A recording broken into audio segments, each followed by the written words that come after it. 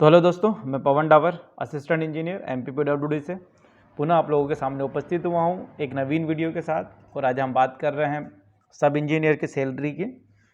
अभी कुछ समय पहले ही व्यापम के द्वारा सब इंजीनियर की एग्ज़ाम हुई थी। तो उस एग्ज़ाम में जो भी बच्चे सिलेक्टेड होंगे उनको सैलरी स्टार्टिंग में कितनी मिलेगी, तो इसी को लेके मेरा ये वीडियो है।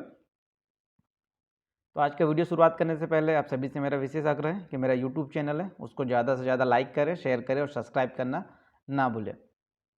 अगर आपको सब इंजीनियर की सैलरी या अन्य किसी भी प्रकार की कोई समस्या हो तो आप मुझे, मेरा ईमेल एड्रेस है pawanbajal@gmail.com या मेरा व्हाट्सअप नंबर है, उस पर मुझे संपर्क कर सकते हैं या मुझे SMS कर सकते हैं। तो हम देखते हैं व्यापम के द्वारा जो एग्ज़ाम हुई थी सब इंजीनियर की, हम उसी की सैलरी के बारे में बात कर रहे हैं।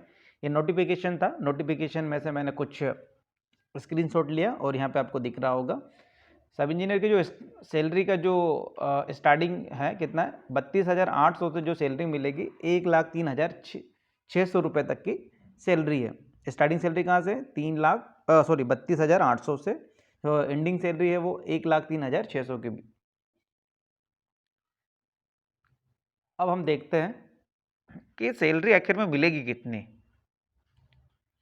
तो किस पे बेस्ड है ये हमारा, 34% ऑफ DA पे। बेसिक सैलरी में 34% ऑफ DA करें और HRA हम उसमें ऐड कर देंगे तो हमारी ग्रॉस सैलरी हो जाएगी। हम देख रहे हैं किसकी बात कर रहे हैं हम अभी, सैलरी की। सैलरी में क्या देख रहे हैं हम, ग्रॉस सैलरी देख रहे हैं।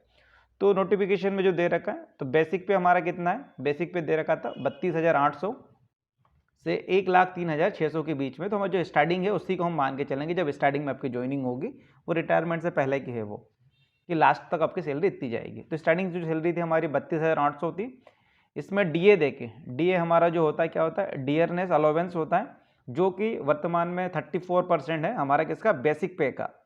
सेंट्रल गवर्नमेंट में 38% है, लेकिन अभी स्टेट गवर्नमेंट 34% ही दे रहा DA। तो जो बेसिक सैलरी का 34% कितना हो रहा है, 11,152 रुपीज़ हो रहा है। तो आपको DA कितना मिलेगा, 11,152 रुपीज़। तो आप देख सकते हैं 34% ऑफ बेसिक पे, तो हमारा हो रहा है 11,152 रुपीज़ हो रहा है। उसके बाद हम देखें तो हमें जो मिलता है HRA, हाउस रेंट अलाउंस होता है। हाउस रेंट अलाउंस जो सब इंजीनियर को मिल रहा है वो 1,250 रुपीज़ मिल रहा है। ये डिपेंड करता है किस पे, डिपेंड करता है सिटीज़ पे, कि आप कौन सी सिटी में रह रहे हैं। जैसे कि इंदौर, भोपाल, ग्वालियर जैसे सिटी में रहते हैं तो वहाँ पे आपको 1,250 रुपीज़ मिलते हैं। लेकिन अदर सिटीज़ हो गई जैसे कि आपका बड़वानी हो गया, खरगोन हो गया, ऐसे जैसे डिस्ट्रिक्ट में अगर आप रहेंगे तो आपको जो हाउस अलाउंस मिलेगा वो 1,000 से 500 तक के बीच में मिलता है आपको। तो इन तीनों को मिला दे तो हमारी जो ग्रोस सैलरी होती है सब इंजीनियर की वो होती है 45,202 रुपीज़ होती है। कितनी सैलरीज होती है, 45,202 रुपीज़ होती है। तो आपने देख ही लिया होगा कि सब इंजीनियर को स्टार्टिंग में जो ग्रोस सैलरी मिलेगी वो कितनी मिलेगी, 45,202 रुपीज़ मिलेगी। अब स्टेट गवर्नमेंट का रूल्स है कि 70% फर्स्ट ईयर में, सेकंड ईयर में 80% मिलेगी और थर्ड ईयर में 90% मिलेगी, देन आपको 100% मिलेगी। ये क्राइटेरिया है 3 सालों का कि 70%, 80% एंड 90% देन 100%।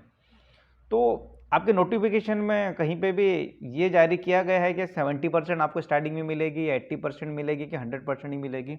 अगर ये तो वो आपका क्राइटेरिया लागू होगा आप पे, और अगर ऐसा नोटिफिकेशन में कहीं पे भी नहीं लिखा है तो नहीं लागू होगा। तो 45,202 रुपीज़ का अगर देखें, अगर 70%, तो 70% के हिसाब से आपको सैलरी मिलेगी। इसमें आप 70% कर दीजिएगा तो आपकी ग्रोस सैलरी निकल जाएगी फर्स्ट ईयर की। और अगर ये क्राइटेरिया नहीं है तो आपको टोटल जो ग्रोस सैलरी है वो 45,202 रुपीज़ मिलेगी। अब ये तो थी आपकी ग्रोस सैलरी। अब नेट सैलरी की यदि हम बात करें, नेट सैलरी की, तो जो आपको नेट सैलरी जो मिलेगी उसमें जो आपका डिडक्शन होता है, एक तो आपका क्या होता है, NPS डिडक्शन होता है, आप सभी को पता है, नेशनल पेंशन सिस्टम। सेकंड में आपका होता है income tax, IT income tax कटता है आपका। थर्ड पे जो आपका डिडक्शन होता है वो आपका होता है प्रोफेशनल टैक्स, PT को जिसको हम बोलते हैं प्रोफेशनल टैक्स। तो ये आपके 3 कटौतरे होंगे आपकी सैलरी में से। NPS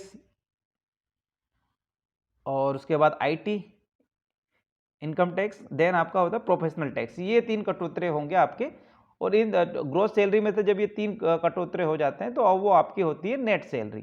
तो net salary means, net salary को अगर हम देखें, net salary equal to gross salary minus deduction, ठीक है।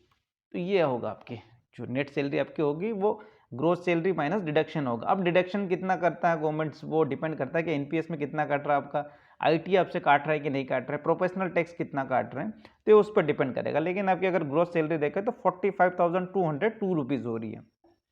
तो आई होप आप लोगों को मेरा ये वीडियो पसंद आया होगा।